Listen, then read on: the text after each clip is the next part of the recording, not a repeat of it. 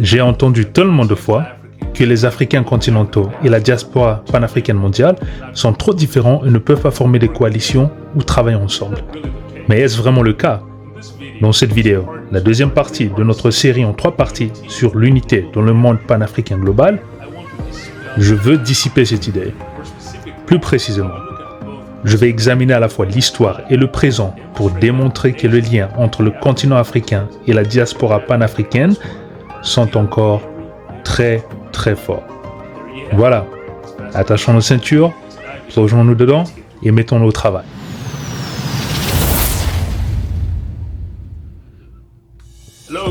Bonjour la famille, bienvenue sur Afrikili, où nous construisons des ponts entre l'Afrique et la diaspora panafricaine mondiale en nous concentrant sur 3 piliers, l'histoire panafricaine, les affaires panafricaines et l'action politique panafricaine.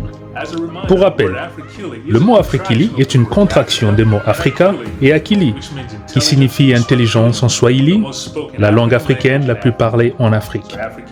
Donc Afrikili représente l'intelligence africaine. Si vous aviez regardé notre vidéo précédente, la première partie de notre série en 3 parties sur l'unité dans le monde panafricain global, nous avions examiné l'impact puissant des coalitions panafricaines mondiales qui incluraient les Noirs de l'Afrique, des États-Unis, d'Amérique, des Caraïbes, d'Amérique du Sud, de l'Europe et d'autres régions du monde. Dans la vidéo d'aujourd'hui, qui est la deuxième partie de notre série en 3 parties, nous allons examiner les liens existants entre les Africains continentaux et la diaspora panafricaine mondiale. Nous verrons spécifiquement comment, malgré les apparences, les liens n'ont jamais été complètement rompus. Nous examinerons d'innombrables exemples où les Noirs en Afrique et les personnes d'ascendance africaine dans la diaspora ont uni leurs forces avec succès pour cibler des causes communes. Pour commencer, comprenons que le concept d'unité dans le monde panafricain est central pour faire avancer notre mission Afrikili de construire des ponts entre l'Afrique et la diaspora panafricaine mondiale afin de changer l'image et le destin des communautés noires une fois pour toutes, à travers le monde. En fin de compte, la vision d'Afrikili ne se concrétisera pas à moins que les Africains continentaux et la diaspora panafricaine mondiale ne se joignent les mains. En s'unissant et en construisant des coalitions autour de notre ascendance africaine commune est une source de force et d'éclairage. Avant de commencer, j'aimerais dire quelque chose. En faisant des recherches sur ce sujet, il était frappant de voir comment les 3 derniers présidents américains des États-Unis ont reçu des réactions radicalement différentes lorsqu'ils ont embrassé leur ascendance étrangère. Je fais référence à Joe Biden, le 46e président des États-Unis, qui est d'ascendance irlandaise. Nous avons Donald Trump, le 45e président, qui est d'ascendance allemande, et Barack Obama, le 44e président des États-Unis, qui est d'ascendance kenyane. Commençons par Joe Biden. En avril 2023, il a effectué une visite de 3 jours dans sa patrie ancestrale de l'Irlande. Pendant sa visite, il est passé par la résidence présidentielle à Dublin et il a écrit un proverbe irlandais très populaire dans le livre des invités. Il dit que c'est aussi le poème préféré de son grand-père. Alors le poème disait « Vos pieds vous mèneront là où se trouve votre cœur ». Alors, le proverbe impliquait clairement que le cœur de Joe Biden réside en Irlande. Non seulement cela, mais après son retour aux États-Unis, le président Biden a continué d'exprimer son amour pour l'Irlande en décrivant le voyage comme étant profondément, et ici je quote, personnel et un retour chez lui. Alors, aussi réconfortant qu'il a été de voir le président Biden se reconnecter avec ses racines, la réaction du public à cette connexion ancestrale était diamétralement opposée à celle de l'ancien président Barack Obama, dont le père était d'origine du Kenya, en Afrique de l'Est. D'une part, le président Biden a pu exprimer ouvertement son amour pour sa patrie étrangère sans provoquer de tollé. En revanche, la simple association du président Barack Obama au pays d'origine de son père le Kenya a suscité une pléthore de critiques. Pendant la campagne présidentielle de Barack Obama et sa résidence ultérieure à la Maison-Blanche, des bouches bruyantes dans les médias et un segment de l'extrême droite sont allés jusqu'à remettre en question l'authenticité de sa citoyenneté américaine. Je me rappelle que certaines critiques allaient jusqu'à demander qu'il soit renvoyé dans son pays natal, son pays d'origine, le Kenya. Souvenons-nous également que Donald Trump a exploité ses sentiments racistes contre Barack Obama et je me rappelle qu'il avait manipulé son audience et son public en affirmant pendant plusieurs années qu'il possédait, ici je cite, le certificat de naissance confirmant les soupçons concernant Barack Obama. Finalement, il a rétracté ses fausses déclarations après avoir lancé sa propre campagne présidentielle. Néanmoins, cela est très ironique, car les partisans du président Trump louaient souvent l'origine allemande de son grand-père comme un symbole de sa nature authentique et travailleuse. Alors, au-delà du monde politique, il existe un sentiment selon lequel les Américains d'origine européenne peuvent librement afficher leurs racines ancestrales d'Allemagne, Pologne, Italie, Grèce, les pays scandinaves, etc. Car il y a d'innombrables festivals à travers les États-Unis célébrant le patrimoine européen, comme par exemple l'Oktoberfest, la fête de la bière, la Saint-Patrick, etc. Cependant, lorsqu'il s'agit d'exprimer l'ascendance africaine en dehors du continent africain et de souligner les liens avec l'Afrique, il semble y avoir moins d'enthousiasme et d'acceptation. Malheureusement, ce sentiment peut également être observé au sein des communautés noires du monde entier. Les Africains continentaux, les Afro-Américains, les Afro-Caribéens et d'autres communautés noires de la diaspora mondiale panafricaine sont souvent influencés par des stéréotypes négatifs les uns envers les autres. En conséquence, ils ont souvent du mal à exprimer leur ascendance et leurs liens partagés. Les stéréotypes négatifs peuvent empêcher les interactions entre les différentes communautés noires et créer l'apparence de différences insurmontables. Cependant, il est important de noter que ces stéréotypes et différences peuvent être surmontés. Il existe de nombreuses preuves que les liens avec l'Afrique et la collaboration entre les différentes communautés panafricaines sont non seulement possibles à notre époque, mais ont également existé dans les générations précédentes et existent toujours aujourd'hui. Actuellement, il y a de plus en plus de célébrités telles que Oprah Winfrey, Louis Gates Jr., Beyoncé, Stevie Wonder, Mike Tyson, et bien d'autres, qui se sont fièrement reconnectés avec leurs racines africaines.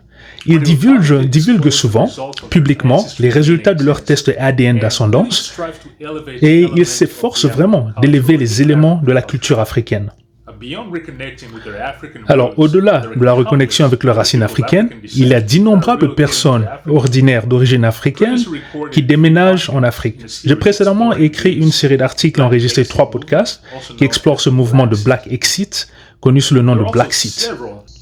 Il y a également plusieurs activistes contemporains qui relient les problèmes du monde panafricain mondial. Par exemple, il y a, je dirais, le panafricaniste populaire qui s'appelle Kémy Séba, qui est né en France de parents béninois.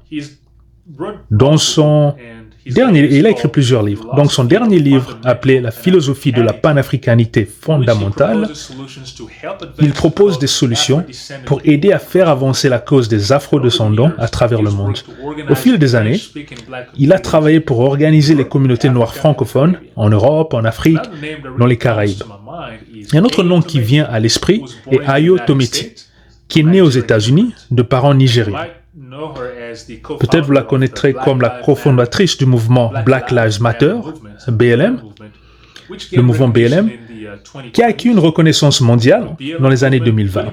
Le mouvement BLM est devenu associé à l'organisation des manifestations dénonçant la brutalité policière après le meurtre de l'Africain-Américain George Floyd, qui a été brutalement assassiné par un policier au Minnesota en 2020. Alors, si nous regardons en arrière dans l'histoire, le Jamaïcain Marcus Mosiah Garvey, Marcus Garvey Jr., est souvent cité comme la principale figure de la diaspora panafricaine qui a activement travaillé pour créer des liens tangibles entre le continent africain et les personnes d'origine africaine dans le monde entier.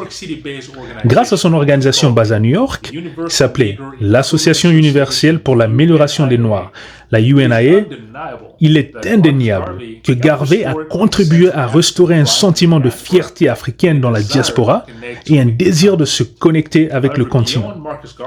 Cependant, il y a beaucoup d'autres noms au-delà de Marcus Garvey, tels que W.E.B. Du Bois, Martin Luther King Jr., et même Malcolm X, qui sont tout aussi pertinents à ce sujet.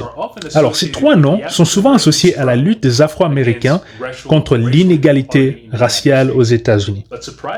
Mais étonnamment, les Africains continentaux et les Afro-Américains ignorent souvent que ces trois individus ont également exprimé un profond attachement au continent africain et aspiré même à une plus grande unité entre les personnes d'origine africaine.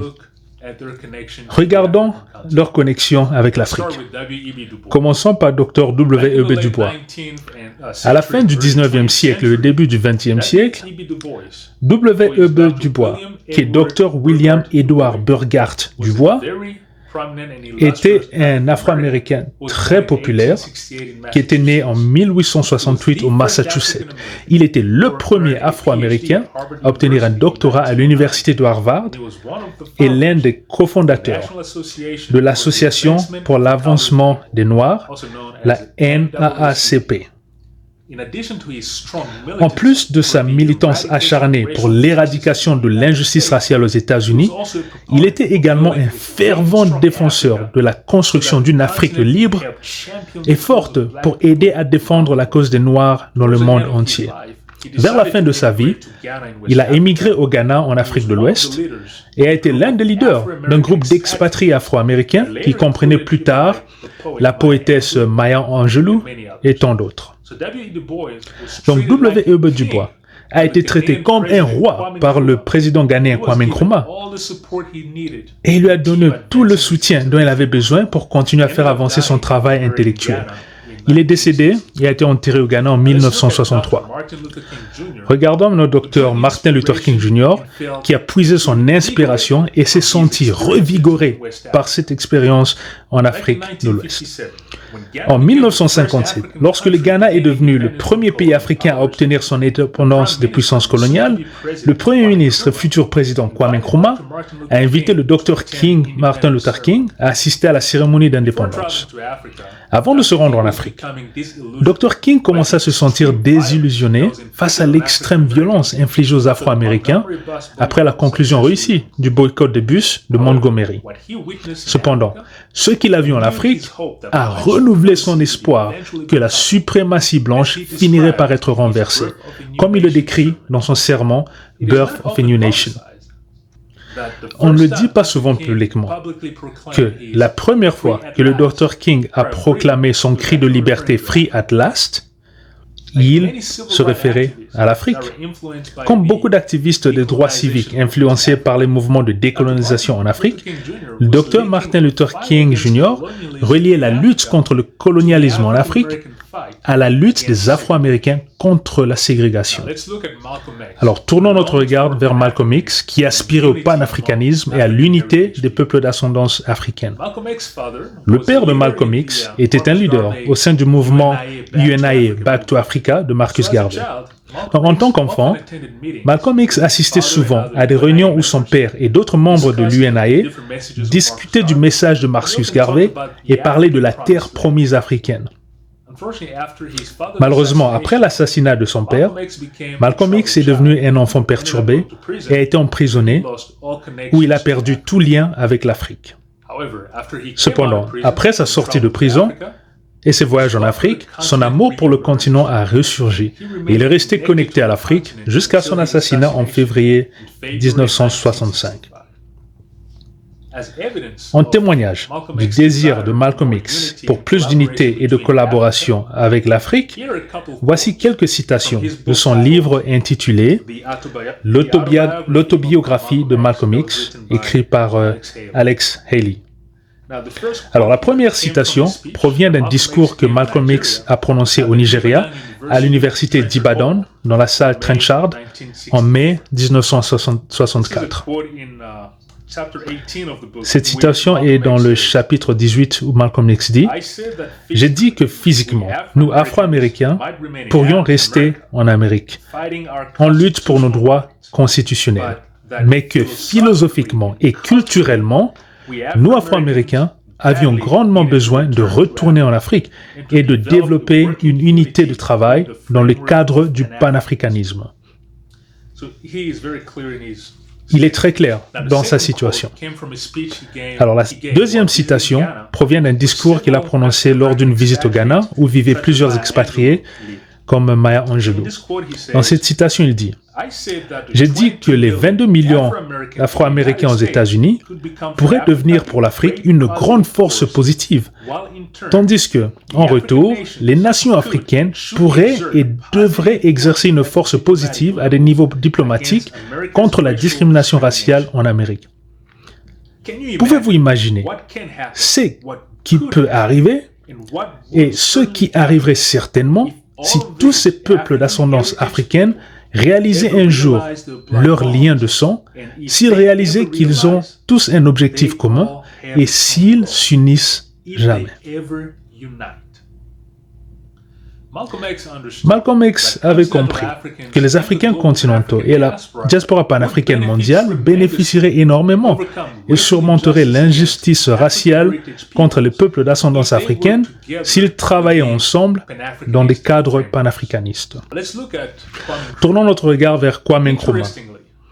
Il est intéressant de noter que les trois figures afro-américaines que j'ai mentionnées, donc W.E.B. Du Bois, Martin Luther King Jr. et Malcolm X, ont tous été accueillis en Afrique par Kwame Nkrumah, le premier président du Ghana, après l'indépendance du pays.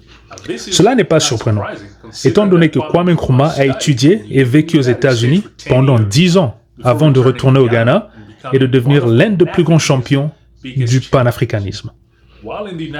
Aux États-Unis, il était étroitement lié au mouvement des droits civiques et à la lutte contre l'inégalité raciale. Son expérience américaine a influencé sa détermination inébranlable à libérer l'Afrique de toute forme de colonialisme et à faire avancer l'idée du panafricanisme. Kwame Nkrumah croyait vraiment que les Africains continentaux et les personnes d'ascendance africaine devaient se rassembler et unir leurs efforts. Il croyait que l'unité était la seule façon de construire un continent africain puissant politiquement et économiquement, tout en éliminant en même temps les discriminations raciales contre les personnes d'ascendance africaine à travers le monde et en dehors de l'Afrique. Évidemment, en tant que le premier pays africain à se libérer des puissances coloniales et à obtenir son indépendance, le Ghana était une attraction naturelle pour les Afro-Américains et les personnes d'ascendance africaine à travers le monde. Cependant, d'autres pays africains ont également attiré des Afro-descendants de l'extérieur du continent. Des pays comme la Guinée, l'Algérie et la Tanzanie étaient le théâtre de collaborations réussies entre les Africains continentaux et les expatriés de la diaspora panafricaine mondiale. Un exemple est celui de l'intellectuel guerriero guyano-jamaïcain Dr. Walter Rodney. Après avoir terminé ses études de 3e cycle à Londres, il s'est installé en Tanzanie, en Afrique de l'Est, et c'était 6 ans après l'indépendance du pays. En Tanzanie, il a été accueilli par le président socialiste Julius Kambarage Nyerere. C'est en Tanzanie que Dr. Rodney a achevé son ouvrage majeur qui s'appelle « Comment l'Europe a sous-développer l'Afrique ». Dans son travail, il soutenait que le colonialisme européen n'avait pas seulement déraillé le développement naturel de l'Afrique, mais avait conduit au sous-développement du continent. Lorsqu'il était en Tanzanie, il a également influencé la création de l'école de recherche intellectuelle de Dar es Salaam, une école axée sur la compréhension de la manière de réussir à éradiquer l'impérialisme et de naviguer avec succès la décolonisation. Alors, tous les noms que j'ai mentionnés dans cette vidéo ne sont qu'une fraction minuscule des milliers de figures éminentes qui ont joué un rôle clé dans l'avancement public du message d'unité et de collaboration entre les Africains continentaux et la diaspora panafricaine mondiale. Il y a tellement d'autres noms influents, comme celui de l'artiste sud-africaine Miriam Makeba, ou le panafricaniste trinidadien Stokely Carmichael, ou l'avocat trinidadien et organisateur de la première conférence panafricaine, M. Henry Sylvester Williams. Il y a aussi la poétesse militante des droits civiques afro-américains, Maya Angelou. Il y a l'ancien soldat, syndiqué, historien et dénonciateur des horreurs commises par le roi Léopold II de Belgique dans l'État indépendant du Congo, M. George Washington Williams, juste pour en nommer quelques-uns. En concluant la deuxième partie de ma série en 3 parties sur les liens étroits entre les Africains continentaux et la diaspora panafricaine en Amérique, Europe, les Caraïbes et le reste du monde, je tiens à réitérer l'importance de ce sujet pour la mission d'Afrique. Les communautés panafricaines ne peuvent pas établir les coalitions réussies que nous recherchons et éradiquer les préjugés raciaux structurels contre les personnes d'ascendance africaine si leurs interactions sont guidés par des stéréotypes inexacts et s'ils ne cherchent pas systématiquement à apprendre leur histoire commune. Dans la première partie de cette série, j'ai plaidé pour l'unité et la construction de coalitions puissantes en changeant notre approche, en passant de la mise en avant de nos différences à la concentration sur nos expériences similaires partagées. Dans cette vidéo, la deuxième partie de la série, j'espère avoir dissipé l'idée que les Africains continentaux et la diaspora panafricaine mondiale ne peuvent pas collaborer efficacement ou former des coalitions pour cibler des causes communes. À travers les exemples que j'ai mentionnés, il est évident que les liens entre le continent africain et sa diaspora panafricaine mondiale sont très forts et n'ont jamais été complètement rompus. Dans notre prochaine vidéo, la troisième et dernière partie de cette série, je vais explorer comment les Africains continentaux et la diaspora panafricaine mondiale peuvent concrètement construire des coalitions et améliorer leurs conditions respectives. En fin de compte, en enregistrant cette série en 3 parties, j'espère mettre en évidence la nécessité et les opportunités pour les Africains continentaux et la diaspora panafricaine mondiale de surmonter leurs différences et se concentrer sur leurs similitudes.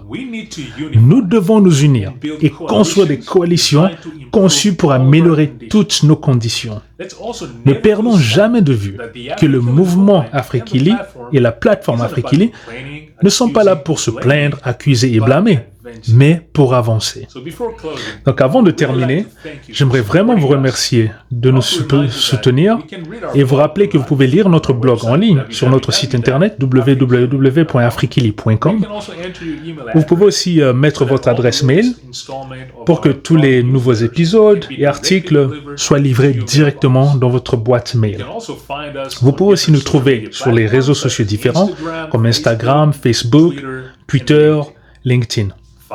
Finalement, si vous aimez notre contenu vidéo, assurez-vous d'appuyer sur le like de cette vidéo, partagez-la et abonnez-vous à cette chaîne. Je vais terminer avec une citation de Nelson Madiba Mandela, l'ancien géant politique, révolutionnaire anti-apartheid, lauréat du prix Nobel de la paix et premier président noir de l'Afrique du Sud.